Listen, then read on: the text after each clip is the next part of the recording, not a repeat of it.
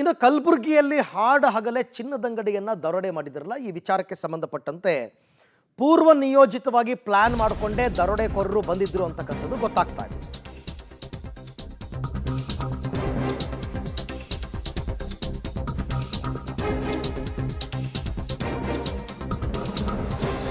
ಕಲಬುರಗಿಯಲ್ಲಿ ಹಾಡ ಹಗಲೇ ಚಿನ್ನದಂಗಡಿ ದರೋಡೆ ಪ್ರಕರಣಕ್ಕೆ ಸಂಬಂಧಪಟ್ಟಂತೆ ಪೂರ್ವ ನಿಯೋಜಿತ ಪ್ಲಾನ್ ಮಾಡಿಕೊಂಡು ದರೋಡೆಕೋರರು ಬಂದಿದ್ದಾರೆ. ದರೋಡೆಕೋರರ ಪ್ರತಿ ಚಲನವಲನ CCTVಯಲ್ಲಿ ಸರಿಯಾಗಿದೆ. ಬಿಂದಾಸಾಗಿ ನಡ್ಕೊಂಡೇ ಬಂದಿದ್ದಾರೆ ದರೋಡೆಕೋರರು. ಅದಕ್ಕೋಸ್ಕರ ಅವ್ರೇನು ಕಾರು ಗೀರು ಏನೂ ಬಳಸಿಲ್ಲ. ದರೋಡೆ ಬಳಿಕವೂ ಬಿಂದಾಸಾಗಿ ಹೊರಗಡೆ ಹೋಗ್ತಾರೆ ಈ 4 ಜನ. ಸೊ ಈ ಎಲ್ಲ ಎಕ್ಸ್ಕ್ಲೂಸಿವ್ ದೃಶ್ಯಾವಳಿಗಳು ಪಬ್ಲಿಕ್ ಟಿವಿಗೆ ಲಭ್ಯವಾಗಿದೆ. ಆರಾಮಾಗಿ ಬರ್ತಾರೆ. ಅಂದರೆ ಎಲ್ಲ ಪ್ಲ್ಯಾನ್ ಮಾಡಿದ್ದಾರೆ. ತುಂಬ ಅವರು ಸರ್ವೆಲೆನ್ಸ್ ಮಾಡಿದ್ದಾರೆ. ಎಷ್ಟು ಗಂಟೆಗೆ ಹೋಗಬೇಕು, ಹೆಂಗೆ ಹೋಗಬೇಕು, ಹೆಂಗೆ ಬರಬೇಕು, ಏನು ಮಾಡಬೇಕು, ಪ್ರತಿಯೊಂದು ವಿಚಾರವೂ ಕೂಡ ಮೊದಲೇ ಪ್ಲ್ಯಾನ್ ಮಾಡಿಕೊಂಡು ಅದರ ಪ್ರಕಾರನೇ ಪ್ಲ್ಯಾನನ್ನು ಎಕ್ಸಿಕ್ಯೂಟ್ ಮಾಡಿದ್ದಾರೆ. ಸೊ ನಿಮಗೆ ನಾವು ಸೀನ್ ಬೈ ಸೀನ್ ವಿಚಾರಗಳನ್ನು ಹೇಳ್ತಾ ಹೋಗ್ತೀವಿ ಏನಾಯಿತು ಅಂತಂದ್ಬಿಟ್ಟು. ದರೋಡೆಗೆ ಯಾವುದೇ ವೈಯಕ್ತಿಕ ವಾಹನವನ್ನು ದರೋಡೆಕೋರರು ಬಳಸಿಲ್ಲ. ಯಾರಿಗೂ ಅನುಮಾನ ಬರದಂತೆ ನಡ್ಕೊಂಡೇ ಬಂದಿದೆ ಗ್ಯಾಂಗ್. ದರೋಡೆ ಬಳಿಕವೂ ಸಹಜವಾಗೇ ನಡ್ಕೊಂಡು ಎಸ್ಕೇಪ್ ಆಗಿದ್ದಾರೆ. ಆಟೋದಲ್ಲಿ ದರೋಡೆಗೆ ಬಂದು ಆಟೋದಲ್ಲಿ ತೆರಳಿದ್ದಾರೆ ದರೋಡೆಕೋರರು. ಸರಾಫ್ ಬಜಾರ್ನಿಂದ ಚಪ್ಪಲ್ ಬಜಾರ್ ತಹಶೀಲ್ದಾರ್ ಕಚೇರಿವರೆಗೆ ನಡ್ಕೊಂಡೇ ಬಂದಿದ್ದಾರೆ ದುಷ್ಕರ್ಮಿಗಳು. ಎಕ್ಸ್ಕ್ಲೂಸಿವ್ ದೃಶ್ಯಗಳನ್ನ ನಿಮಗೆ ತೋರಿಸ್ತಾ ಹೋಗ್ತೀವಿ. ನೋಡಿ, ಅಲ್ಲಿ ನಾವು ಮಾರ್ಕ್ ಮಾಡಿ ತೋರಿಸ್ತಾ ಇದ್ದೀವಲ್ಲ, ದರೋಡೆಕೋರ ನಂಬರ್ 1, ದರೋಡೆಕೋರ ನಂಬರ್ 2 ಆರಾಮವಾಗಿ ನಡ್ಕೊಂಡೇ ಬಂದಿದ್ದಾರೆ. ಎಲ್ಲಿ ತನಕ ನಡ್ಕೊಂಡು ಹೋಗಬೇಕು, ಎಲ್ಲಿ ಆಟೋ ಹತ್ತಬೇಕು, ಎಲ್ಲವೂ ಪೂರ್ವ ನಿಯೋಜಿತ. ನೋಡಿ, ಮತ್ತಿಬ್ಬರು ಬಂದು ನಂಬರ್ 3, 4 ಅವ್ರಿಗೆಲ್ಲ ಪ್ರಾಕ್ಟೀಸ್ ಮಾಡಿದ್ದಾರೆ. ಏಕಾಏಕಿ ಸುಮ್ಮನೆ ಯಾವುದೋ ಊರಿಗೆ ನುಗ್ಬಿಟ್ಟು ದರೋಡೆ ಮಾಡಿಲ್ಲ. ಅವರು ಚೆನ್ನಾಗಿ ಪ್ರಾಕ್ಟೀಸ್ ಮಾಡಿದ್ದಾರೆ. ಅವೆಲ್ಲವೂ ಈಗ ಅವರು ಸರಾಫ್ ಬಜಾರ್ನಿಂದ ಚಪ್ಪಲ್ ಬಜಾರ್ ತನಕ, ಆಮೇಲೆ ತಹಶೀಲ್ದಾರ್ ಕಚೇರಿಗೆ ನಡ್ಕೊಂಡು ಬಂದಿದ್ದಾರೆ.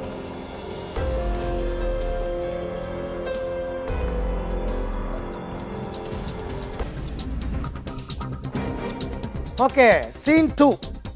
ಆಟೋದಲ್ಲಿ ಬಂದರು, ಬಸ್ನಲ್ಲಿ ಎಸ್ಕೇಪ್ ಆದರು. ನೋಡಿ, ಸ್ವಲ್ಪ ದೂರ ನಡ್ಕೊಂಡು ಬಂದಿದ್ದಾರೆ, ಆಮೇಲೆ ಆಟೋನೂ ಬಳಸಿದ್ದಾರೆ, ಬಸ್ಸು ಬಳಸಿದ್ದಾರೆ.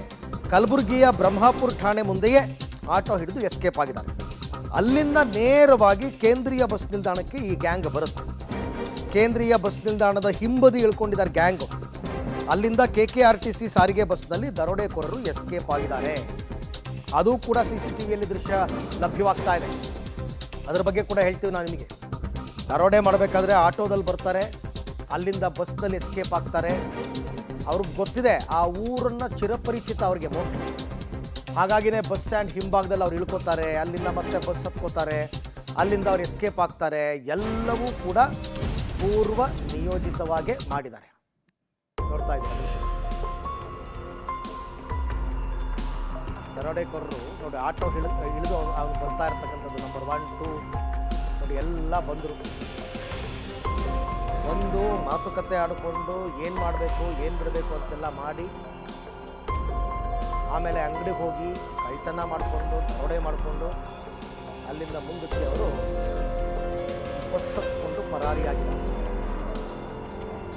ಒಂದಷ್ಟು ನಡೆದಾಡಿದ್ದಾರೆ, ಒಂದಷ್ಟು ಆಟೋದಲ್ಲಿ ಓಡಾಡಿದ್ದಾರೆ, ಆಮೇಲೆ ಬಸ್ ಹತ್ಕೊಂಡು ಪರಾರಿಯಾಗಿರ್ತಕ್ಕಂಥ ದೃಶ್ಯಗಳೆಲ್ಲವೂ ಕೂಡ CCTVಯಲ್ಲಿ ಈಗ ಒಂದೊಂದೇ ಲಭ್ಯವಾಗ್ತಾ ಇದೆ. ಬಿಂದಾಸಾಗಿ ಓಡಾಡಿದೆ, ಭಾರಿ ಬಿಂದಾಸಾಗಿ ಓಡಾಡಿದೆ. ಯಾರಿಗೂ ಯಾವ ಭಯನೂ ಇಲ್ಲ. ಯಾಕೆಂದರೆ ಗೊತ್ತು, ಅವರೆಲ್ಲ ಸ್ಟಡಿ ಮಾಡಿದ್ದಾರೆ.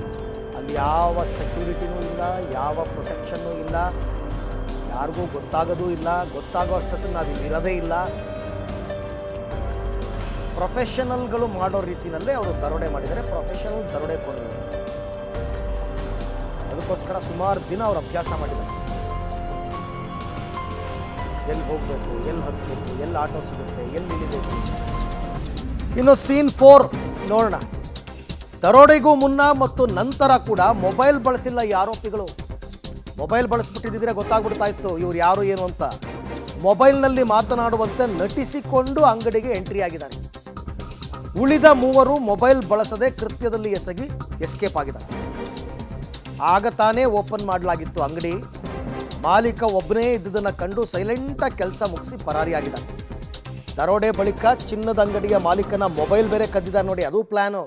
ಇಮಿಡಿಯೇಟಾಗಿ ಅವನ ಕೈಯಲ್ಲಿ ಮೊಬೈಲ್ ಸಿಗಬಾರ್ದು ಅಂತ ಸುಮ್ಮನೆ ಮೊಬೈಲ್ ಹಿಡ್ಕೊಂಡಿದ್ದಾರೆ, ಮಾತಾಡ್ತಾ ಇಲ್ಲ. ಮಾತಾಡಿದ್ರೆ ಟವರ್ ಲೊಕೇಶನ್ನಲ್ಲಿ ನಂಬರ್ ಗೊತ್ತಾಗ್ಬಿಡ್ತಾ ಇತ್ತು ಯಾರು ಅಂತ, ಈಸಿಯಾಗಿ ಹಿಡಿಬೋದಾಗಿತ್ತು.